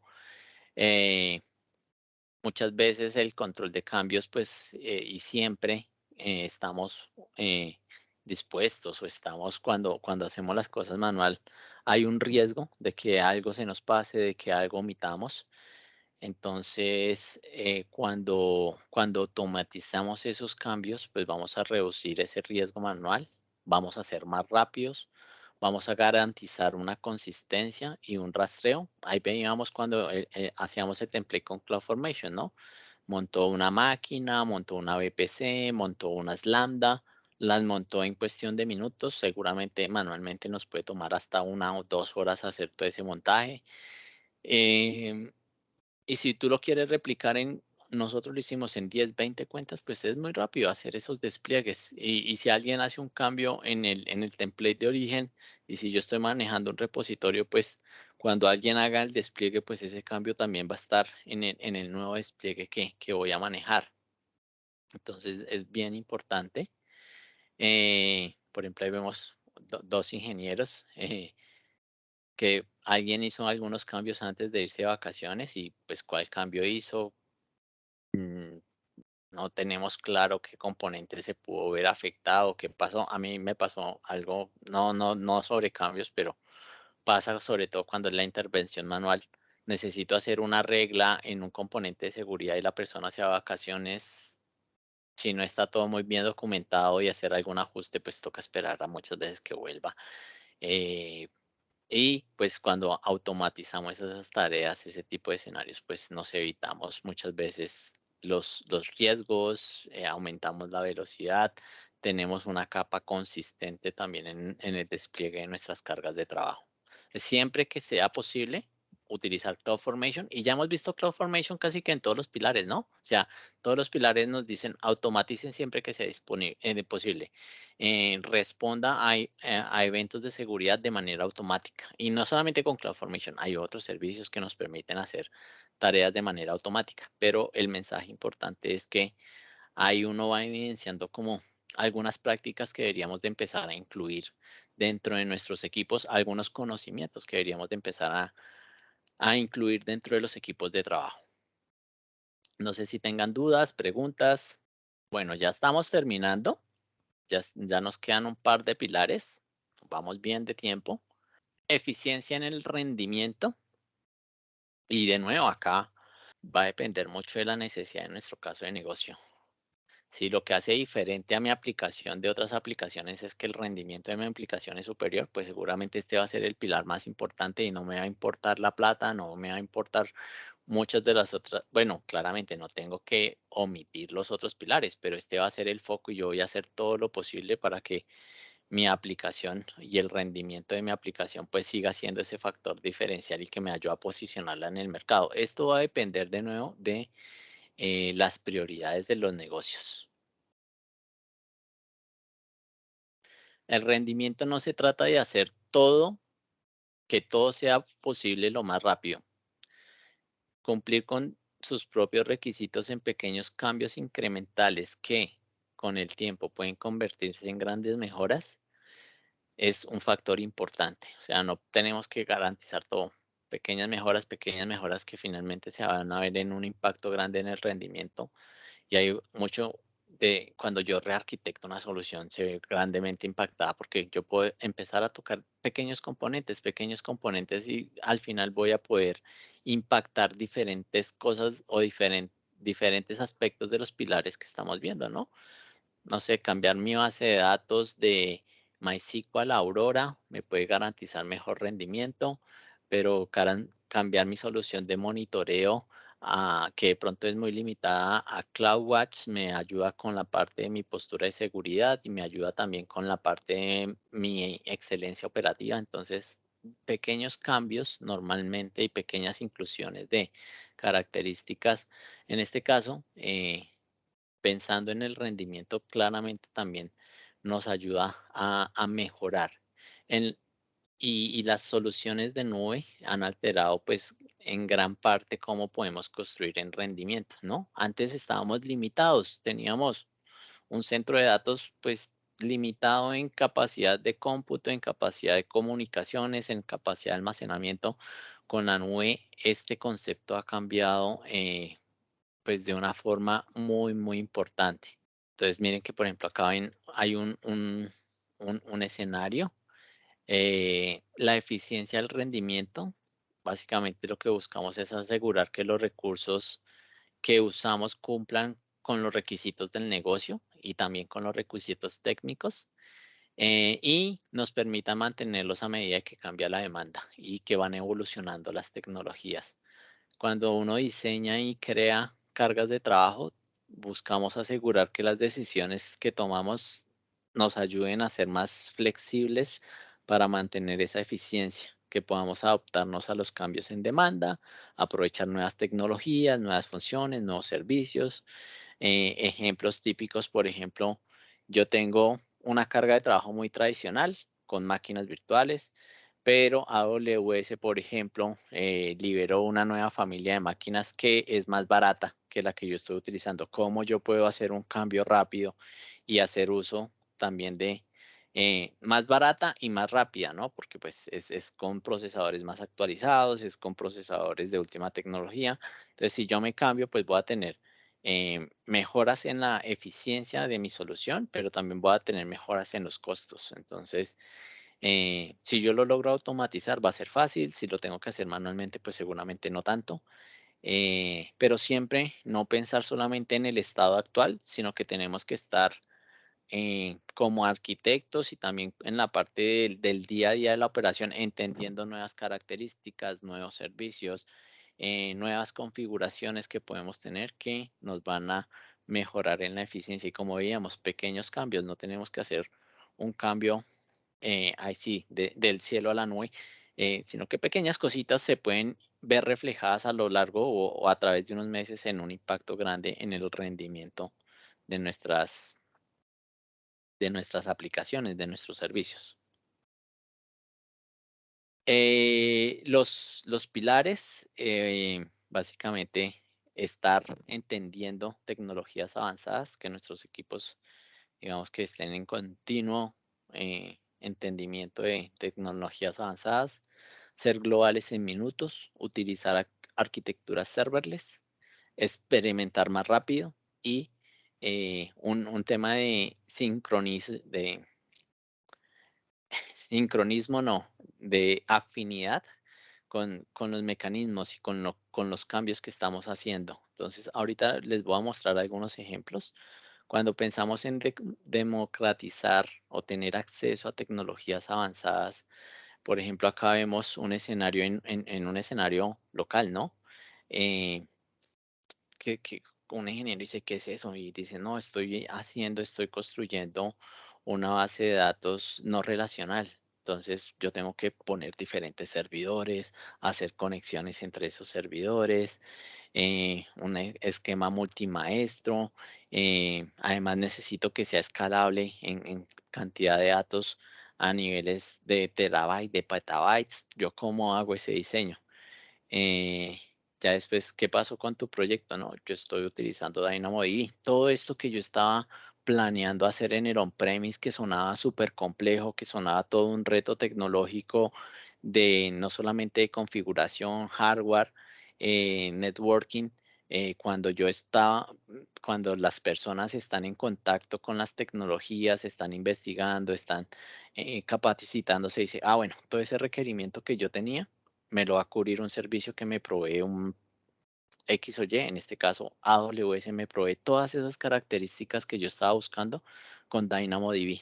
DynamoDB me da lo que yo necesito, una base de datos distribuida, no NoSQL, me permite escalar a petabyte de información, me permite tener rendimientos o respuestas en milisegundos. Entonces, eso es importante, que estemos en contacto. La nube siempre está cambiando, siempre hay nuevas cosas todos los días. Yo creo que ustedes ven por ahí algo nuevo con los proveedores de nube. Amazon siempre está lanzando nuevas características, hay nuevos servicios también. Entonces, ese contacto, es entender cómo un servicio cubre un requerimiento de negocio, pues es algo muy importante. Ser global en minutos y de nuevo, por ejemplo, acá vemos un ejemplo donde yo tengo una carga de trabajo y acá ya pensando en nube pública, ¿no? Pero si lo pensamos en ambientes más tradicionales, pues cuánto nos genera o cuánto nos puede tardar a nosotros montar una solución. Si necesitamos comprar hardware, comprar software, el proceso de nacionalización, de importación, de montaje físico, de montaje lógico, o sea, toda la parte del software. Proyectos que se tardan meses, años muchas veces, ¿cierto? Pero acá pensando en nube, ya propiamente en nube, por ejemplo, tenemos un escenario donde hay unas cargas de trabajo, cualquiera, y los clientes que están en Estados Unidos, por ejemplo, acá estamos en una región de Estados Unidos, dice, uff, esta aplicación funciona súper, es fantástica, la experiencia para el usuario es muy buena, pero los usuarios que la consumen desde Europa dicen, no, esta aplicación va más bien como lenta, es una aplicación como que no tiene una muy buena experiencia para mí. Si yo tengo, por ejemplo, esos componentes bases ya automatizados o diseñados con CloudFormation, pues yo puedo hacer fácilmente el despliegue en Estados Unidos, en Europa, en cualquiera de las regiones. Y si ustedes ven acá, ya los usuarios van a decir, "Oh, esta aplicación funciona súper bien". Y no solamente CloudFormation, ahí digamos que CloudFormation es el servicio de AWS, pero hay servicios como Terraform, Chef, Puppet, que nos van a permitir también hacer esos despliegues de infraestructura como código, eh, para poder tener, digamos que esos despliegues de una manera muy rápida en minutos prácticamente en cualquier lugar del mundo. Y ustedes han visto de pronto, no es solamente las regiones, AWS tiene mucha infraestructura global, tiene algo que se llama los Edge Location, los centros de presencia, los entregas de contenido, y nosotros como usuarios finales normalmente lo utilizamos. Por ejemplo, cuando estamos consumiendo un servicio de, de streaming de videos, de películas, pues si siempre mi solicitud tiene que ir hasta el data center que está en Estados Unidos, pues seguramente mi experiencia, o con juegos, si ustedes utilizan juegos en sus dispositivos móviles, seguramente el juego está alojado en un centro de datos lejísimos, pero mi experiencia aún jugando en tiempo real con otras personas a nivel del mundo, pues es muy buena porque utilizan infraestructura que Amazon tiene o que un proveedor de nube pública tiene globalmente distribuida para poderme garantizar esos escenarios, esas buenas experiencias para mis clientes finales, que es un factor también importante. Entonces, acá estamos hablando un poco de diferentes escenarios. Utilizar arquitecturas serverless, y serverless no lo pensemos solamente como el componente de voy a reemplazar mis máquinas virtuales por funciones Lambda. No, no es solamente Lambda, o serverless no es solamente Lambda.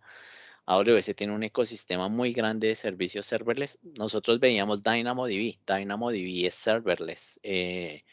O, por ejemplo, si pensamos en S3, el almacenamiento de objetos, pues yo lo consumo y es un servicio pues que no tiene o si lo tiene, pues no, yo no lo administro, no lo manejo, para mí es transparente cómo está diseñado.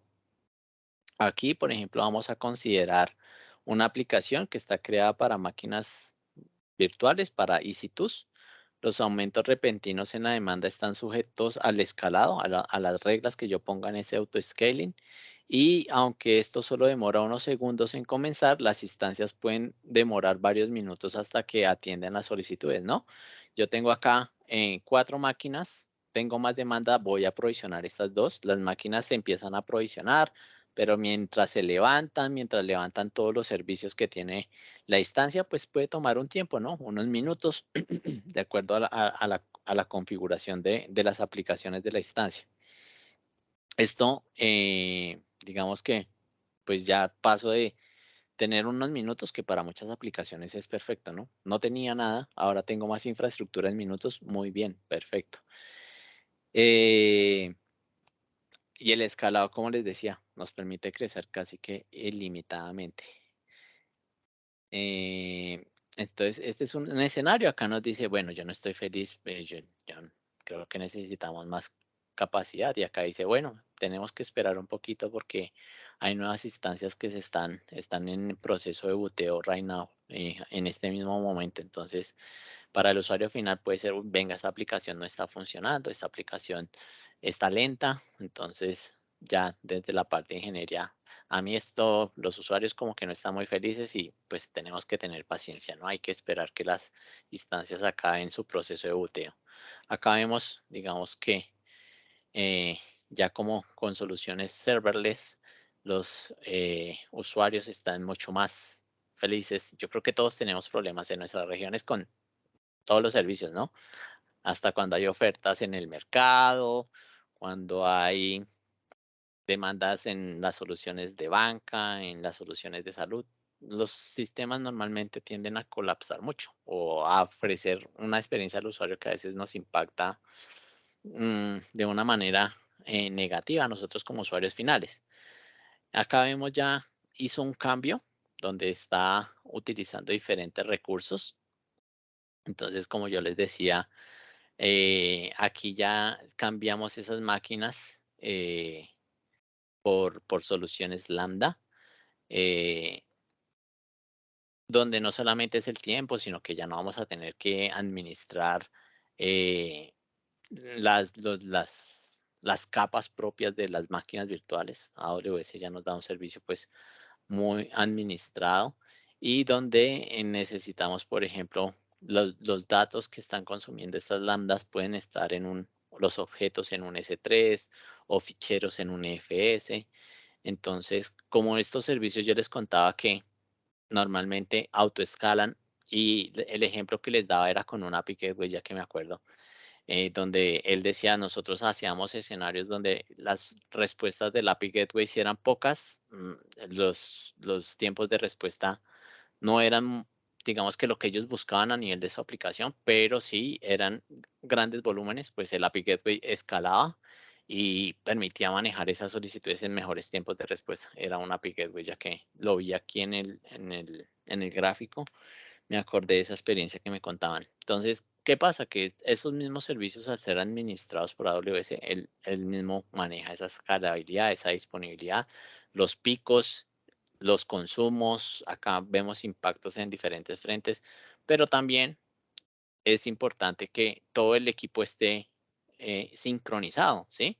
Si tú le vas a decir a alguien de finanzas, ven, es que voy a utilizar una arquitectura serverless y él no está involucrado en el tema de cloud, el de finanzas siempre te va a decir, ven, pero ¿cuánto te vale? ¿Cuál es la estimación de costos? Y tú te dices, no, es que va a valer de acuerdo a lo que me consuman. De pronto ahí vamos a tener una barrera si no estamos involucrando a los diferentes equipos en todo el ciclo de nuestra adopción de cloud. Entonces siempre es importante. Experimentar más rápido.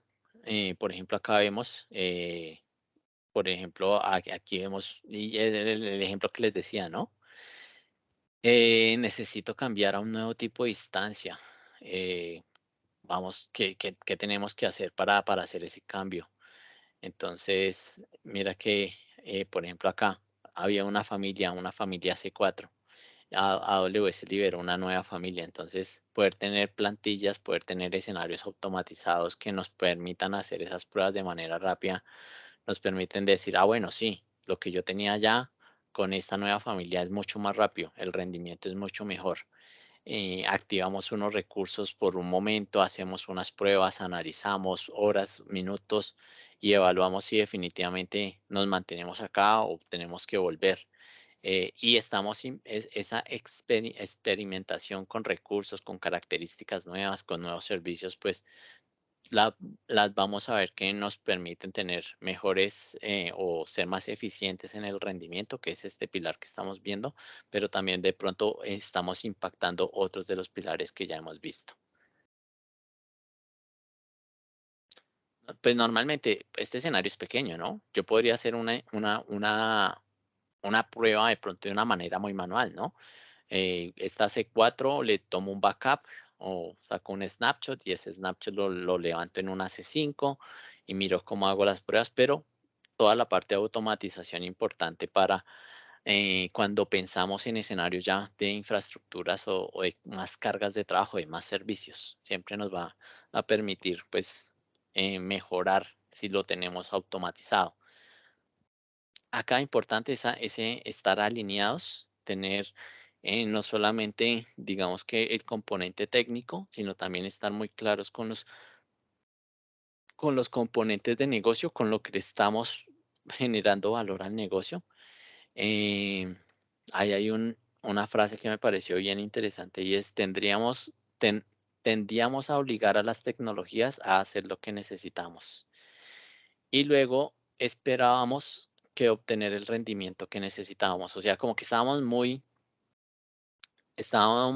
ligados o digamos que esta es la base tecnológica que tengo y eso es lo que le puedo ofrecer a la solución, ¿sí? Esto es el componente de cómputo, de almacenamiento que tengo, ese es el performance y así funciona la solución. Y estábamos, digamos que en escenarios tradicionales de pronto estamos muy restringidos. Ya cuando pensamos en otros escenarios, miran que acá vemos, por ejemplo, un servicio de bases de datos. eh, Donde, pues, diferentes necesidades de diferentes equipos pueden ser soportadas o pueden estar apalancadas en un mismo servicio o de pronto en diferentes servicios dentro de AWS. Por ejemplo, miren que acá vemos, nosotros necesitamos latencias de milisegundos, de un dígito en milisegundos. Necesitamos escalar infinitamente. eh, Nosotros no tenemos mucho tiempo para ponernos a implementar de base un sistema. Entonces, por ejemplo, un solo servicio nos permite tener, digamos que muchas soluciones que le dan valor al equipo técnico, pero que también le van a dar valor al equipo del negocio, ¿no? Si la aplicación, si para mi usuario final poder hacer una búsqueda, poder tener una respuesta en tiempo casi que real, en milisegundos, eh, es algo importante dentro de mi aplicación o dentro de mi modelo de negocio, pues yo estoy impactando positivamente esa experiencia del usuario. El usuario se va a quedar con mi aplicación porque el rendimiento es muy bueno o no voy a tener un cuello de botella por el almacenamiento. Él va a poder ahí poner los registros que necesite y no va a tener, digamos que, alguna indisponibilidad de la aplicación por temas de storage. Entonces, ahí hay diferentes, no solamente el enfoque de la característica técnica, sino también de la característica del negocio en cuanto al impacto en la aplicación.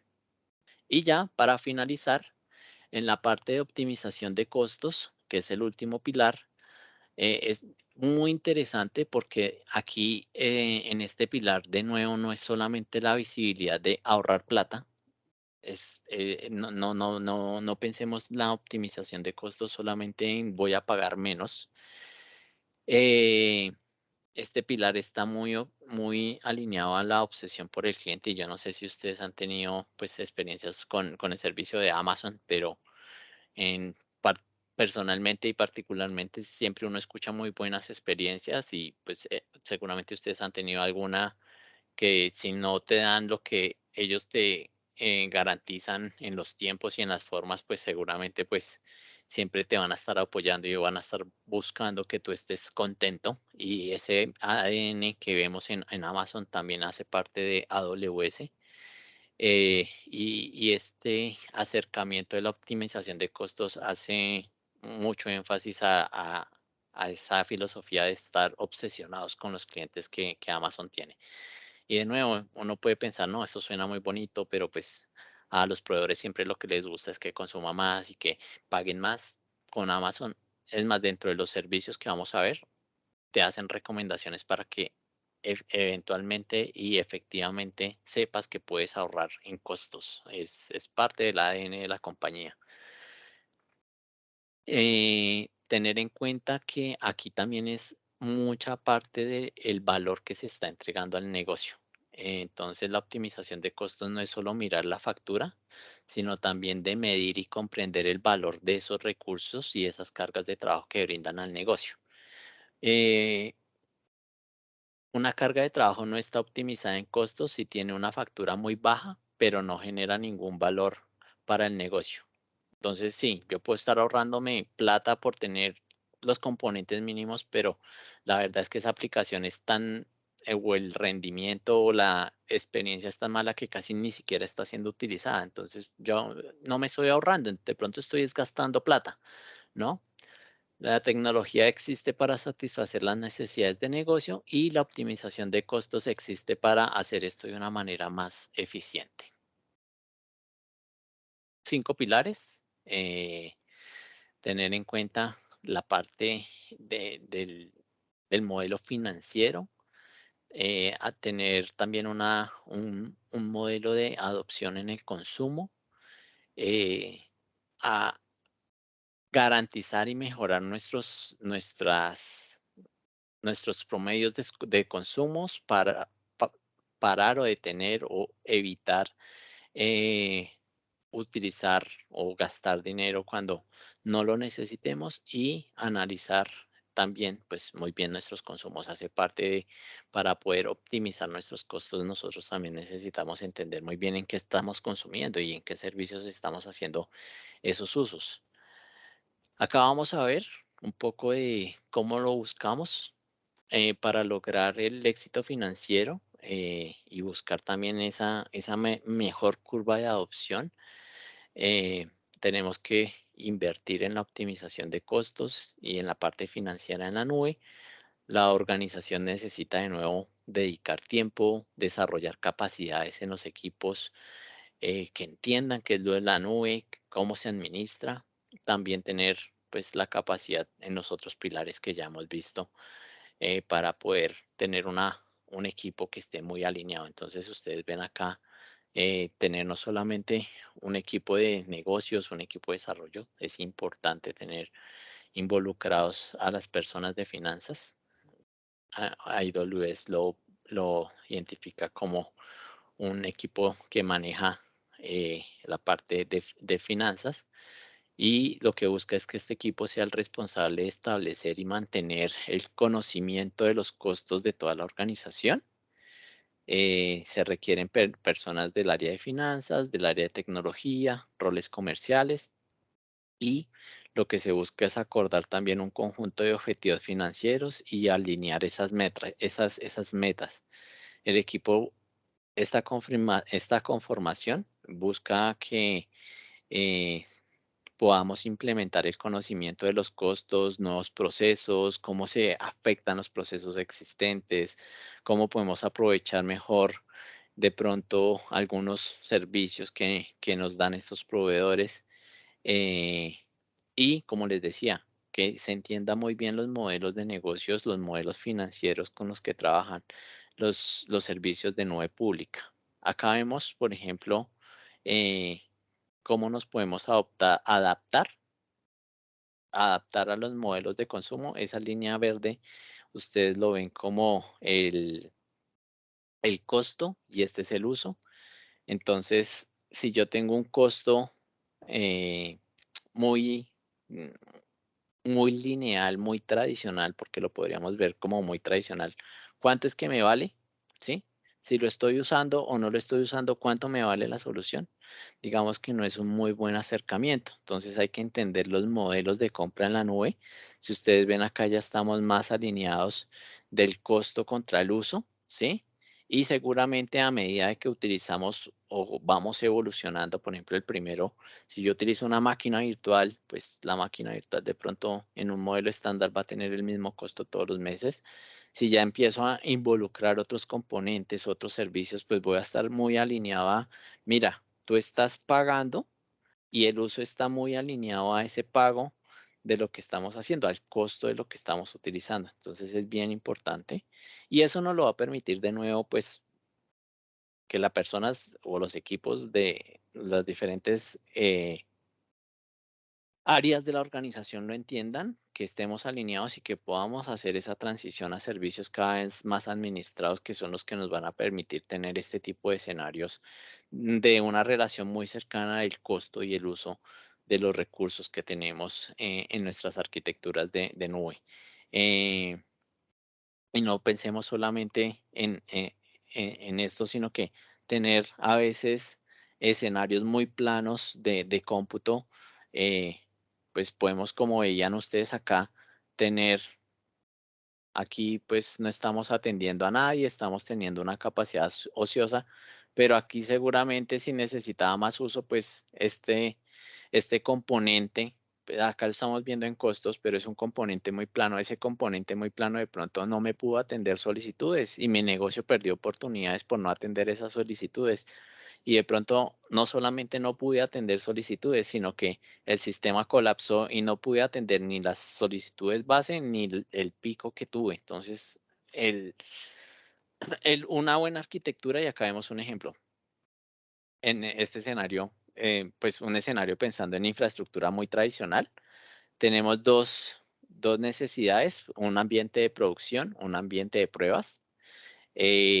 Pero ambos ambientes en este primer escenario lo estamos dejando prendidos todo el tiempo, los estamos dejando en uso todo el tiempo, con una premisa muy sencilla, donde el costo es de $1 por hora, simplemente para modos de ejemplo. Entonces yo estos ambientes, tanto producción como desarrollo y pruebas, pues estoy pagando unos $17,000 al mes. Pero yo identifiqué que, bueno, producción sí tiene que estar 24/7, pero los ambientes de pruebas, los ambientes de desarrollo en horario de oficina, 260 días, que son los días que los equipos de trabajo están, los equipos de prueba, los equipos de desarrollo están trabajando con esos ambientes. Con ese cambio tan sencillo de decir, bueno, voy a pagar los recursos, los voy a terminar porque yo ya los tengo automatizados y puedo desplegarlos diariamente o se despliegan diariamente y se terminan diariamente. Entonces ya pasé o tuve un ahorro de unos $7,000. Entonces, con escenarios tan sencillos como ese, pues podemos ver que pensar en pagar por lo que uso tiene un sentido muy grande dentro del modelo de nube y entre más administrados sean los servicios que yo incluyo en mis arquitecturas, seguramente este pago por uso es mucho más evidente. Medir el resultado comercial de la carga de trabajo y de nuevo acá yo ya les había contado, poder identificar unos indicadores comerciales para nuestras cargas de trabajo es algo bien importante, que no solo pongamos indicadores propios de la tecnología, sino que también indicadores de negocio. Entonces, mira, por ejemplo, acá, la persona de negocio, de La Plata dijo, venga, yo estoy gastando 15% más, ¿qué está pasando? Para el del negocio, la visibilidad que él tiene, nosotros estamos vendiendo más y nuestras órdenes se incrementaron en un 30%. Entonces yo estoy vendiendo más y seguramente ese 15% no es relevante para mi negocio porque estoy vendiendo mucho más. Y les contaba ahorita, ¿no? Si para mi negocio el factor diferencial es la disponibilidad, la experiencia del usuario, pues seguramente así yo gaste más o pague más, pues es independiente porque mi negocio va a seguir creciendo. Entonces, por eso es importante alinear y que no se vea solamente como costos, ¿no? Sino que también son inversiones porque están permitiendo que el negocio crezca, que el negocio esté saludable. Entonces, súper importante. ¿Y eso qué no lo da? Pues poder definir esos KPIs, poder definir esos indicadores que me digan, bueno, cómo la solución tecnológica está alineada con el crecimiento o indicadores del negocio.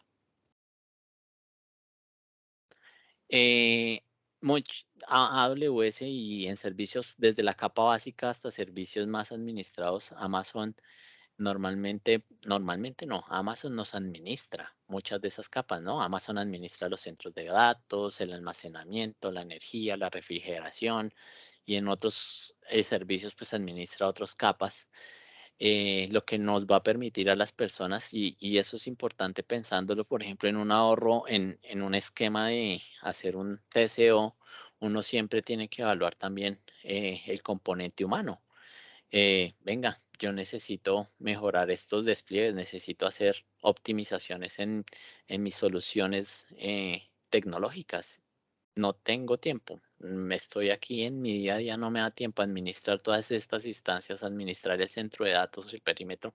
Aquí pensando en nube, de pronto administrar el sistema operativo, los parches, la seguridad de las bases de las bases de datos, me quita mucho tiempo. Bueno, pasémonos a un esquema un poquito más administrado, más serverless. Entonces, ya yo libero carga, me puedo centrar más en el negocio.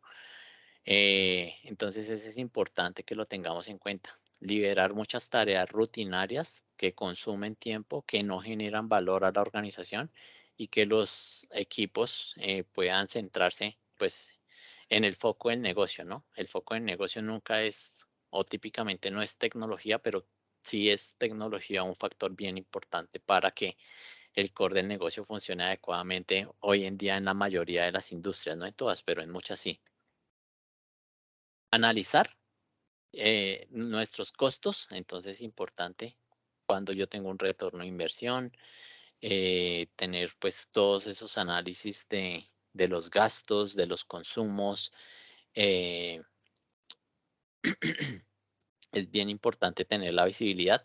Ahí hay un ejemplo interesante, es por ejemplo, si tú recibes tu tarjeta, el extracto de tu tarjeta de crédito y ves que está fuera de lo que tú esperas, pues lo primero que tú vas a ver, vas y descargas el extracto y miras cuál fue el más caro, cuál fue la compra. Ah, bueno, sí, esa compra pues finalmente, no sé, compré un curso, compré un examen de certificación y no fue un gasto, fue una inversión que yo hice, entonces me dejo de preocupar por el cargo que tiene mi tarjeta de crédito. Y pasa muy similar en la nube. Si yo puedo identificar en qué estoy gastando mi dinero, pues yo puedo, bueno, cuáles son los costos asociados a mis cargas de trabajo, pues puedo decir, no, es que no es un gasto. Lo que yo hice acá fue implementar unos servicios que me mejoraron la disponibilidad, que me mejoraron, que me permitieron crecer en un 10% las ventas este mes. Entonces es súper importante también. Si ustedes ven acá una opción y digamos que un servicio base que uno utiliza dentro de AWS es utilizar los tags, que yo pueda identificar cada recurso está asociado a un proyecto, a un ambiente, que yo pueda clasificar esos recursos, esos consumos, identificarlos muy bien a qué centros de costos están asociados. Entonces, poder identificar con precisión es algo importante y para eso los tags juegan un papel clave dentro de AWS. Y segundo, pues compartir ese conocimiento entre los diferentes equipos también nos va a permitir manejar optimización de costos. No sé, por ejemplo, acá el equipo uno tiene una infraestructura muy similar, pero ellos dijeron, bueno, yo acá voy a utilizar reservas, yo voy a utilizar saving plan. Los otros equipos no sabían que eso pasaba o que esas opciones estaban disponibles. Entonces, la comunicación acá entre los equipos también juega un factor importante. Reemplacé esta máquina por esta otra que es más económica, que el procesador es diferente. Entonces, que esas optimizaciones se vean reflejados a lo largo de la organización también es parte importante de tener esos equipos que veíamos al inicio con la parte de seguridad de costos, de alinear diferentes áreas en los esquemas de costos. Queda un minuto. El siguiente laboratorio yo sí se los voy a les voy a recomendar mucho y sobre todo ustedes que están trabajando con nosotros, es súper importante que lo trabajemos. ¿Por qué? Porque este laboratorio lo que busca es tener una capa base de cómo ustedes van a asegurar su cuenta raíz, poner un multifactor de autenticación, definir unas políticas. Es solo una hojita, pero nos toma más tiempo. No me alcanzó el tiempo. Eh, para que ustedes lo puedan entender, para que lo puedan implementar más que entender. Importante implementar esos temas de identidades dentro de las cuentas de AWS, es algo clave, es algo muy importante. Y ya para finalizar, algo que también yo necesito y les pido ahí su colaboración, es que nos llenen una encuesta. Estos Immersion Day, como les digo, pues ahorita estamos habilitados para darlos, AWS ya nos autorizó.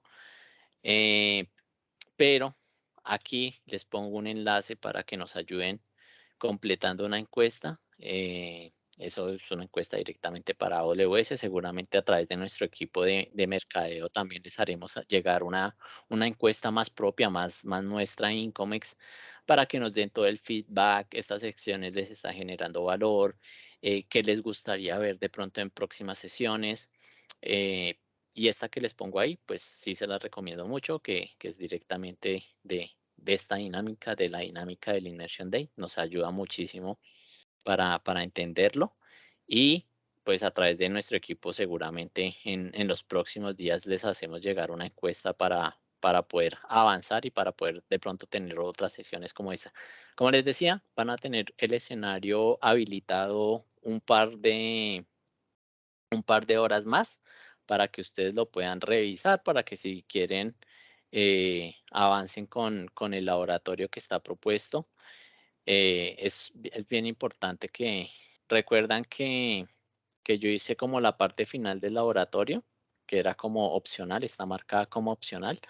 Acá cuando yo ya voy a System Manager, en la parte de las operaciones, seguramente ustedes van a encontrar que hay una función lambda y ustedes pueden entrar al detalle de qué es lo que está pasando.